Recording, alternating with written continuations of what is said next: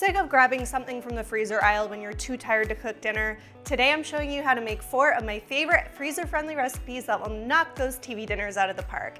Hey guys, welcome back to my channel. It's Taylor from The Girl on Bloor. I'm all about sharing easy meal prep strategies so that you can save time, money, and stress. On busy weeknights or even lazy weekends, the last thing you want to do is stress about what to make for dinner.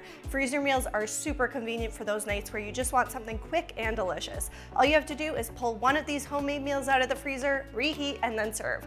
Today I'll be showing you how to make 4 delicious recipes that are just as good frozen as they are fresh, and they are super healthy and wholesome to boot. We'll be making taco soup, crock pot lasagna, mini chicken pot pies, and homemade pizza pockets. If you're looking for even more freezer-friendly meals, I've got tons of easy recipes in my 4-week meal prep plan. I've linked to that in the description below. You might also want to check out my slow cooker video where I show you how to make a whole bunch of other comfort foods that are perfect for batch cooking and meal prepping. Okay, without further ado, let's get cooking. To start, we're going to make taco soup. It's like 2 of your favorite foods, chili and tacos, had a baby. It's really easy to make and most of the ingredients will already be in your pantry. There's not a lot of prep involved for this recipe. All you need to do is dice 2 yellow onions, mince 2 cloves of garlic, and drain and rinse 1 can of black beans. You'll also need 2 tablespoons of taco seasoning. You can use store-bought taco seasoning or make your own by combining equal parts chili powder, cumin, coriander, paprika, onion powder, garlic powder, and a pinch of chili flakes. If you want to add even more vegetables to this recipe, some great options are chickpeas, bell peppers, or zucchini. After you've prepped your ingredients, brown 1 pound of extra lean ground beef or ground chicken in a large skillet over medium-high heat. Make sure you're using extra lean ground beef so that you don't have to drain it once it's done cooking. After about 5 minutes, add in the diced onions and minced garlic and saute for another 2 minutes until fragrant. Stir in the taco seasoning, 1 tablespoon of lime juice, 2 cups of frozen corn, the black beans, 1 can of green chilies, 2 cups of beef broth, and 1 can of diced tomatoes. You can substitute the can of diced tomatoes for 3 cups of jarred salsa depending on your preference. Once it's all mixed together, bring the soup to a boil and let it simmer for at least 30 minutes. You can let it simmer even longer to bring out all those tasty flavors even more, but 30 minutes is good if you're in a hurry. Once the soup is cooled, you can freeze individual or family-sized portions in airtight glass containers or heavy-duty freezer bags. When you're ready to eat, let the frozen soup thaw in the fridge overnight before reheating in the microwave or on the stovetop. You can also reheat from frozen for 6 to 7 minutes in the microwave. Finish your taco soup off with your favorite toppings. I personally love red onion, avocado, tortilla chips, and sour cream, and then you can dig in and enjoy. This taco soup recipe is a great option for chillier days where you need something hearty and comforting to warm you up. Okay, recipe number 2. I'm going to show you how to make the easiest ever crock-pot lasagna. Making lasagna might seem intimidating or time-consuming, but this recipe only requires 30 minutes of prep time before you leave it in the crock pot all day. Plus, it makes your house smell heavenly while it's cooking. To start, dice 1 yellow onion, mince 2 cloves of garlic, and chop up some fresh basil or parsley for garnish. You can add other vegetables if you want for added flavor like baby spinach, mushrooms, bell peppers, or zucchini, but onion and garlic are the classics. You're also going to grate 2 cups of mozzarella cheese. I like using a ball of pizza mozzarella because it melts a lot better than the pre-shredded bags. After you've prepped your ingredients, brown 1 pound of extra lean ground beef in a large frying pan over medium-high heat, breaking up the beef with a spoon as it cooks. When the beef is cooked almost all the way through, add in the diced onions, minced garlic, any extra veggies, and half of a teaspoon each of salt and pepper. Once the veggies are tender, pour in 1 jar of pasta sauce. I like using marinara sauce, but you can use your favorite kind of pasta sauce or even make your own if you're feeling fancy. Fun fact, homemade pasta sauce is also freezer friendly. Just keep in mind that you're going to need 2 680 milliliter jars total for this recipe. After you've added in the pasta sauce, stir it all together to combine and remove from heat. Next, we're going to move things over to the crock pot. Spray your crock pot with cooking spray and spoon some of the delicious meat sauce you just made into the bottom. Next, we're going to cover the sauce with lasagna noodles. You can use oven ready or normal lasagna noodles for this recipe. I've tried either option and they both work just as well. You might just have to break some of the noodles, so make sure that your layers are nice and even, but don't worry about it looking perfect. All that matters is that it's going to taste delicious. Once you've layered in the noodles, it's time to add everyone's favorite part, the cheese. You're going to need 2 cups of grated mozzarella and a tub of ricotta cheese for all the layers, so make sure you're leaving enough for the entire recipe. You can eyeball it, but I generally try and use around 1/3 of each per layer. After you've layered the cheese on top, add another meat sauce layer, another noodle layer, another cheese layer, and so on. Continue layering until the crock pot is full. It'll usually end up being about 3 stacks of layers with each layer about an inch thick. After you've finished your layers, pour the second jar of pasta sauce over top and then sprinkle some more grated mozzarella cheese over the entire thing. You can never have too much cheese when it comes to pasta, in my opinion. Pour half a cup of water along the sides of the lasagna to help the noodles cook, then put the lid on and let it cook for 3 hours on high or for 6 hours on low. When it's done, garnish with the basil or parsley and dig in.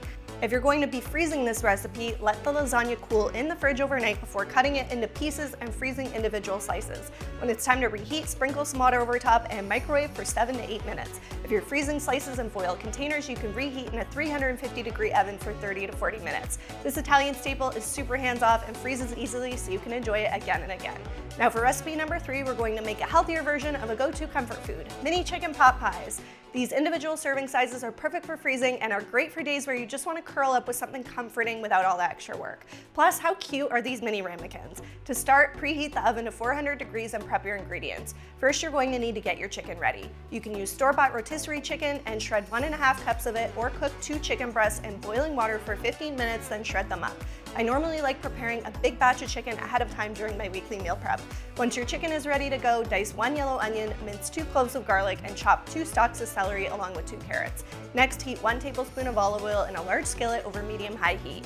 Add the onions, garlic, celery, carrots, half a teaspoon of salt, and 1/4 teaspoon of pepper, and saute until softened, about 4 to 5 minutes. Stir in 2 tablespoons of flour, half a teaspoon of thyme, and half a teaspoon of dried sage and mix well. This will help to thicken up the filling and add some extra flavor. Then you'll add in 2 cups of chicken broth. Bring it to a boil and let the mixture thicken to a nice creamy texture. Once it has the right consistency, stir in the shredded chicken and 1 cup of frozen peas. Remove the filling from the heat and divide the yummy chicken mixture evenly among 4 medium-sized ramekins. Now it's time to add the perfect flaky touch to this chicken pot pie, which is the puff pastry. Roll out 1 sheet of puff pastry and cut it into thin, half-inch thick slices with a pizza cutter. Layer the slices in a crisscross pattern over top, or just place 1 large piece of puff pastry over the entire ramekin if you're feeling lazy.